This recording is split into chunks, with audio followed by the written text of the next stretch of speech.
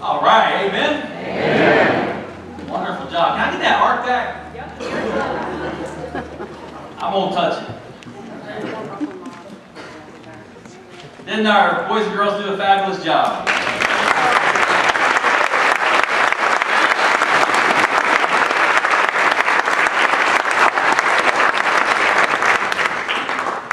How long can you all stand up? 5 minutes? Can you stand up for 5 minutes? Maybe like right in the middle and turn and where everybody can see it.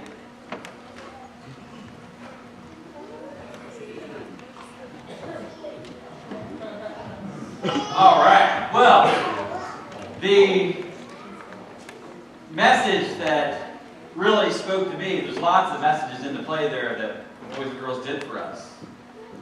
But what I heard was Nathan tell King David to return to the Word. And so that resonated with me. Amen? Amen. Always good advice, timely advice. The instructions manual, not so much.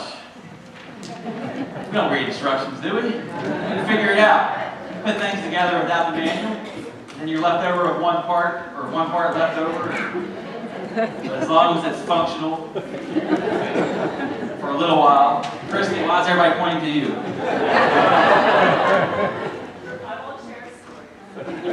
Well, I returned to the Word this week as well, looking for some more information or some reminders about the Ark. And I went to the book of Numbers. Numbers title doesn't sound very exciting unless you're an accountant or a banker. Amen. But in the book of Numbers has some good history in it from the people of God as Moses was walking with the people in the wilderness. The ark served a huge purpose. The ark was built. The ark was made during the wilderness experience.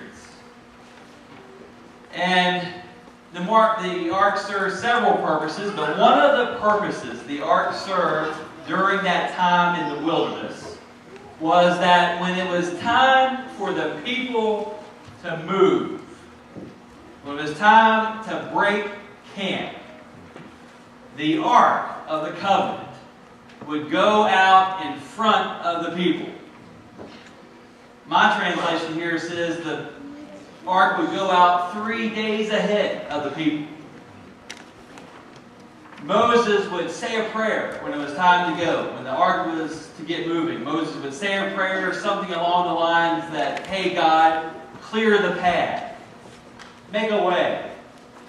Some rabbis and Old Testament scholars, they tell stories that when the ark would go out in front of the people in the wilderness, flames would shoot out from the ark.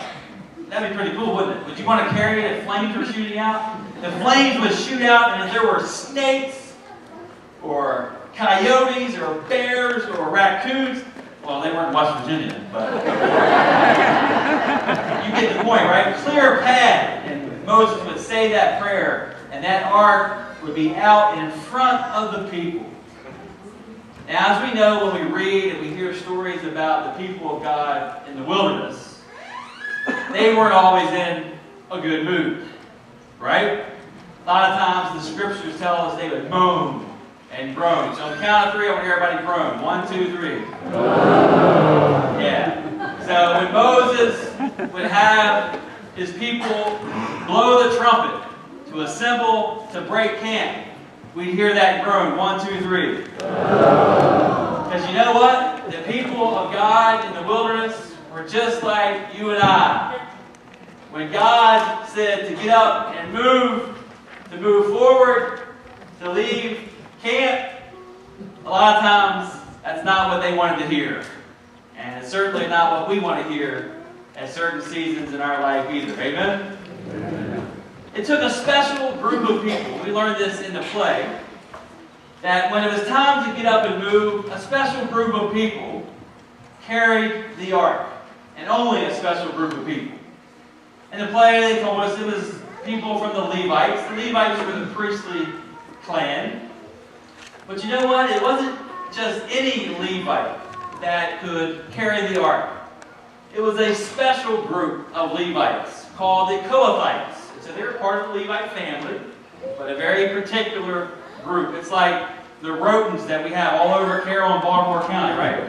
If you're a rodent, clap your hands. Yeah.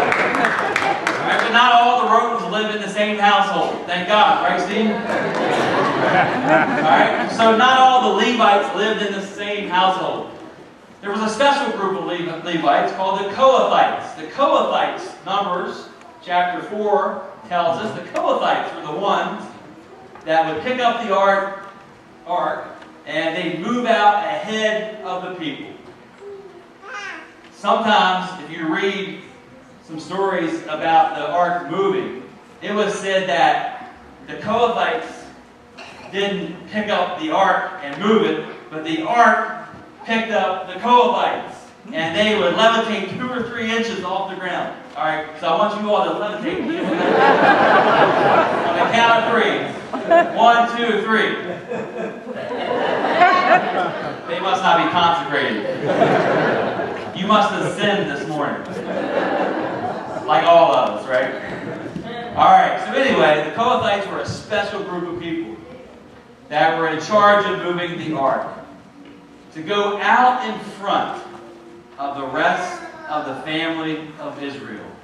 The Kohathites were out in front carrying the ark, which was the manifestation of the presence of God. So God and the Kohathites were out in front when everybody else was back moaning and groaning. 1, 2, 3. The Kohathites were either carrying or levitating with the ark and fighting the snakes and clearing the path. The Kohathites, a special group of people called by God to lead the people of God. You know what? I think that we have a special group of people here in the North Carroll Cooperative Parish. A year ago, when we found out that we were going to come together as a parish, I'm sure some of us groaned. 1, 2, 3. I'm sure some of us, even if we were excited or thought of the possibilities, you really couldn't see where God was leading. So even if you weren't groaning or you got over that, you're like, where is this going or where can it go? I'm sure also that you could have never imagined some of the wonderful things that have happened in our parish this year already. 9 months, 3/4 of a year. We've had so many blessings at each church, Greenmount, Grace, and St. John's. Some people have returned home to church. Some people have joined us anew. Some great ministries have been happening at all 3 locations. The youth and children and adults have responded to where God is leading. We have no idea where the future is going, but we do know one thing. God will be out in front. And God is going to be on the move, whether we're groaning or not. Amen? Amen. And I think we have a special group of people that have helped clear the way for us.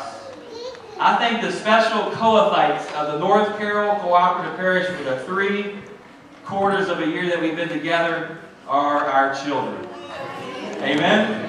The children have led the way in this cooperative ministry. It was the children and the children's ministry leaders who gathered us at Grace for that wonderful fall harvest party that we had, where we had, how many people did we have at Grace, David? 200 or 300 people? It was the kids and the kids ministry that led that way. It's the kids ministry today that has brought us all together for this King David and the Treasurer.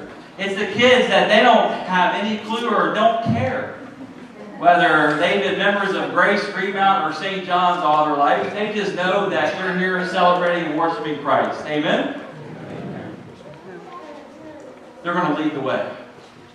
They're going to lead the way. So we can only imagine in 15 years or 20 years what the cooperative will look like, but we'll know the Kohathites, the children of our parish, will be the special leaders of tomorrow that are taking us and following where God is already out in front. And so I look forward to the next quarter of this year, and I look forward to the years to come to see where it is God is taking us. And just know that we'll be following the lead of the children and the children's ministry leaders as we get up and go when God blows the trumpet for us to move on and to move out. Can I get an amen? Amen. Amen. Thanks again to our children's team and also all the boys and girls that participated today. You all did a fantastic job.